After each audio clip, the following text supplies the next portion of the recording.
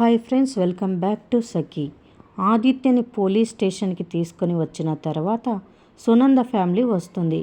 ఇంకా ఆనందిని సునంద ఇలా నిలదీస్తూ ఉంటుంది. ఏంటి ఆనంది, నువ్వు నా కొడుకుని నాకు దక్కనివ్వకూడదు అనుకుంటున్నావా? వాడి మీద ఒక మర్డర్ కేసు వేసి వాడికి జైలు శిక్ష వేసి పూర్తిగా నాకు దూరం చేద్దాము అనుకుంటున్నావా అని అంటుంది సునంద. అయ్యో లేదు అత్తయ్య గారు, ఆదిత్య గారు ఏ తప్పు చేయలేదు అని నేను నమ్ముతున్నా అని ఆనంది అంటుంది. తప్పు చేయలేదని నమ్మడం కాదు, నా కొడుకుని ఇరికించింది నువ్వే. ఏ పాపం తెలియని నా కొడుకు అమాయకంగా నీ కారణంగా ఇరుక్కుపోయాడు అని సునంద అంటుంది. కోర్టుకు పోకుండా నేను ఆపుతాను అత్తయ్య గారు అని ఆనంది చెప్తుంది. కోర్టుకి వెళ్లకుండా నీ భర్తని ఆపుతాను అంటున్నావు కదా, నీకు రేపు మార్నింగ్ వరకు టైం ఇస్తున్నాను. రేపు నా కోర్టుకి వెళ్లకుండా ఆపగలిగావు అంటే నువ్వు అన్న మాట మీద నువ్వు నిలబడినట్టే.